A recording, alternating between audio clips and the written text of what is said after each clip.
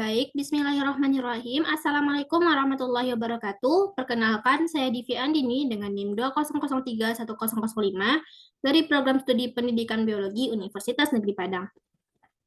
Video ini dibuat untuk memenuhi salah satu tugas saya pada mata kuliah etnopedagogi yang diampu oleh Ibu Dr. Fitri Arsih, SSI MPD. Baik, di sini saya akan mempresentasikan rencana pelaksanaan pembelajaran atau RPP.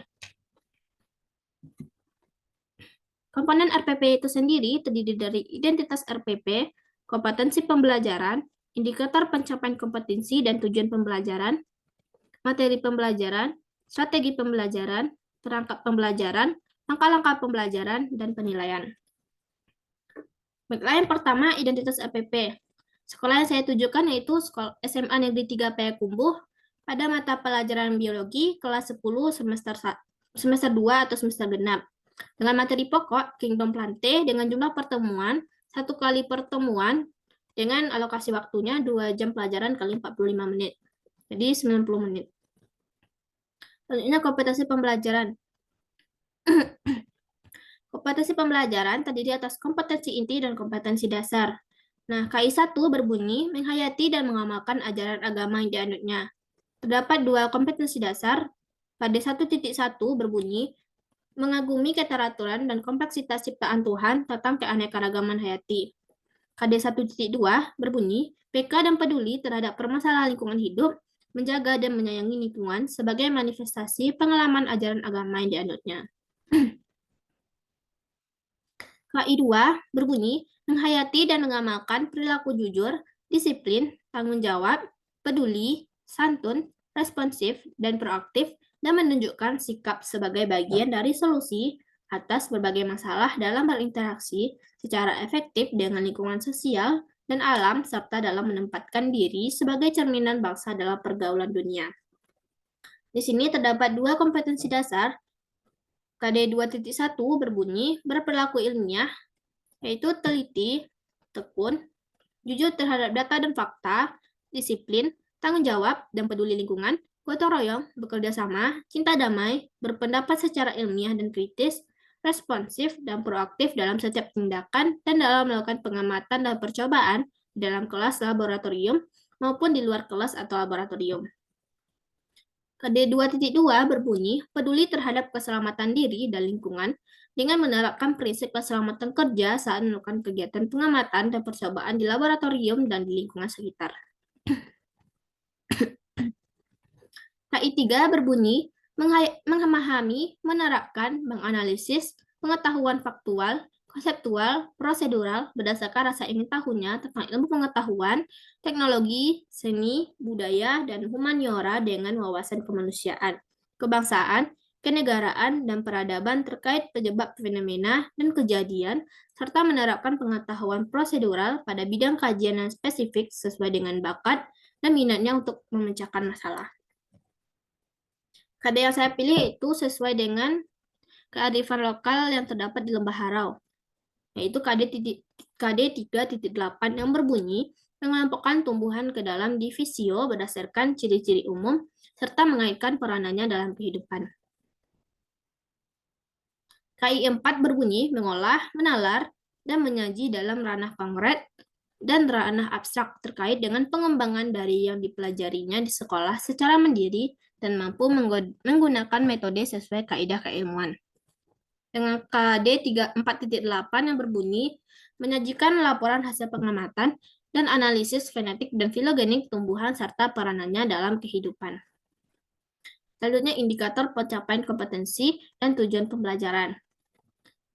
Indikator pencapaian kompetensi yang pertama yaitu menjelaskan konsep Kingdom Plante. Dengan tujuan pembelajaran, peserta didik mampu menjelaskan konsep Kingdom Plante setelah mendengarkan penjelasan guru dengan baik dan benar. Yang kedua, mengidentifikasi ciri-ciri umum Kingdom Plante. Dengan tujuan pembelajaran, peserta didik mampu mengidentifikasi ciri-ciri umum Kingdom Plante setelah mendengarkan penjelasan guru dengan baik dan benar. IPK yang ketiga, mengidentifikasi ciri-ciri tumbuhan berbiji atau spermatopita. Dengan tujuan pembelajaran, peserta didik mampu mengidentifikasi ciri-ciri tumbuhan berbiji atau spermatopita setelah melakukan pengamatan dengan baik dan benar. IPK yang keempat, mengklasifikasikan tumbuhan berbiji atau spermatopita berdasarkan ciri-ciri biji yang dimilikinya. Dengan tujuan pembelajaran, peserta didik mampu mengklasifikasikan tumbuhan berbiji atau spermatopita berdasarkan ciri-ciri biji yang dimilikinya setelah melakukan pengamatan dan diskusi kelompok dengan baik dan benar. IPK yang keempat, menjelaskan cara yang kelima, menjelaskan cara perkembangbiakan atau reproduksi tumbuhan berbiji atau spermatopita. Dengan tujuan pembelajaran, peserta didik mampu menjelaskan cara perkembangbiakan atau reproduksi tumbuhan berbiji atau spermatopita setelah diskusi kelompok dengan baik dan benar. IPK yang ke-6, menyajikan hasil karya berupa herbarium kering atau herbarium basah. Dengan tujuan pembelajaran, peserta didik mampu membuat herbarium kering atau herbarium basah dengan bagus naratif. Selanjutnya, materi pembelajaran.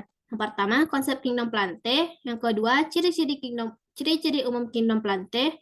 Yang ketiga, ciri-ciri umum tumbuhan berbiji atau spermatopita. Yang keempat, klasifikasi tumbuhan berbiji atau spermatopita berdasarkan ciri-ciri biji yang dimiliki. Yang kelima, perkembangbiakan atau reproduksi tumbuhan berbiji atau spermatopita.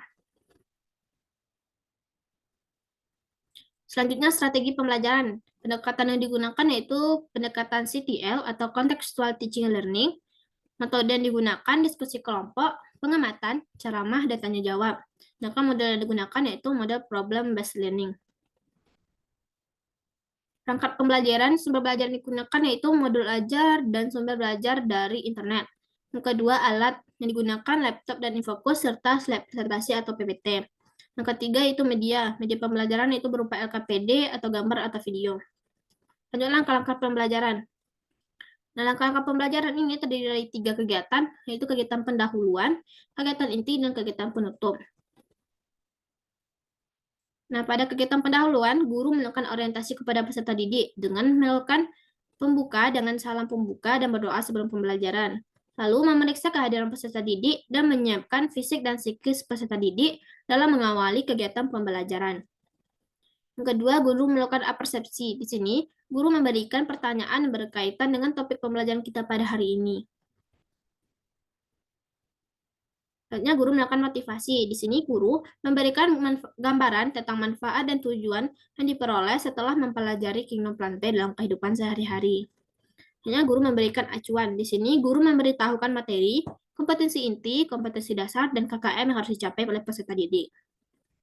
Nah, pada kegiatan inti, lokasinya 80 menit, sedangkan kegiatan pendahuluan tadi hanya 5 menit. Nah, pada kegiatan inti ini kita menggunakan tadi mode pembelajaran PBL dengan sintaks pembelajaran pertama, yaitu orientasi peserta didik kepada masalah. Di sini, guru menjelaskan indikator pembelajaran, kemudian memberikan konsep dasar, petunjuk, atau referensi yang diperlukan dalam pembelajaran. Yang kedua, guru menayangkan video atau gambar mengenai tumbuhan berbiji yang terdapat di kawasan lembah harau.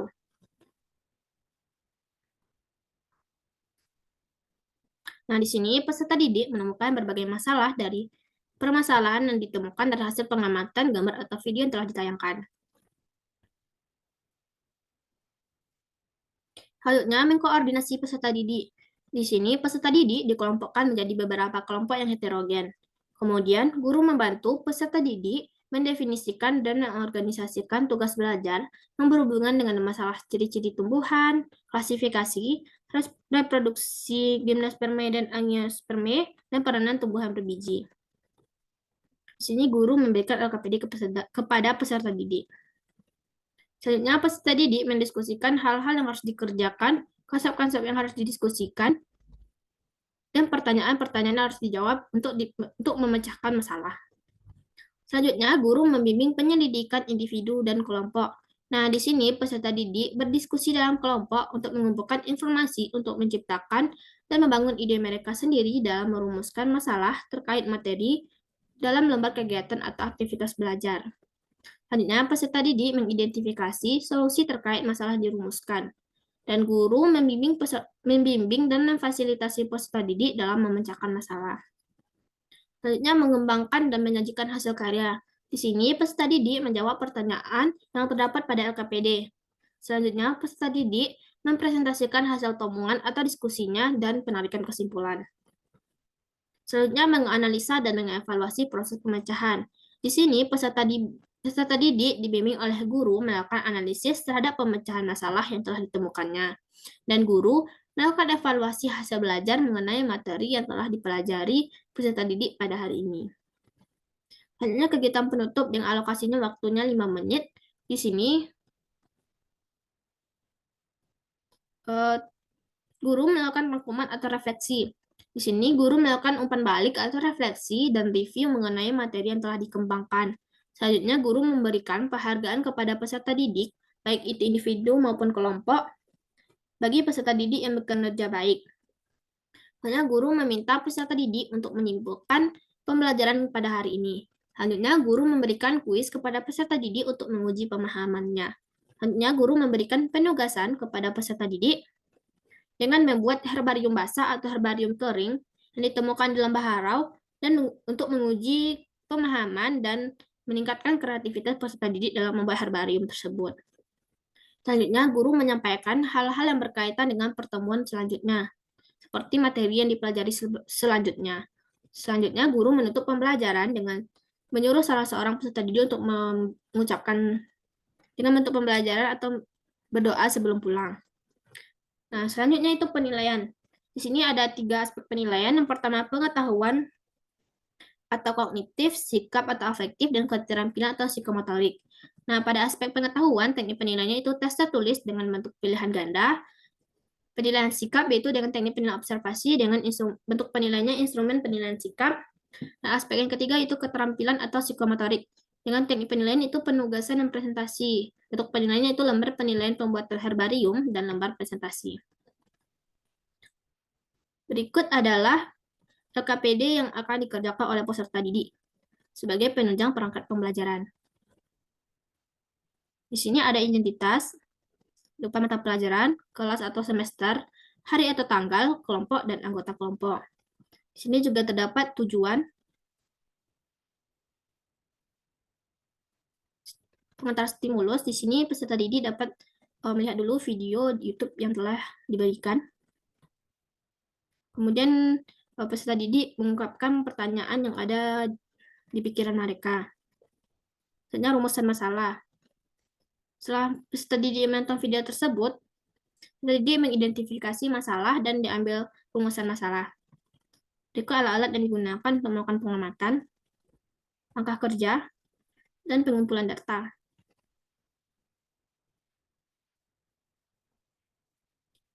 Pengolahan data, di sini peserta didik menjawab pertanyaan yang telah diberikan oleh LKPD.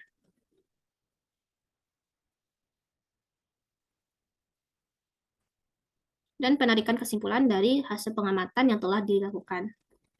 Baik, sekian presentasi dari saya. Jika terdapat banyak kesalahan dan kekurangan, saya mohon maaf. Saya sudahi dengan wassalamualaikum warahmatullahi wabarakatuh.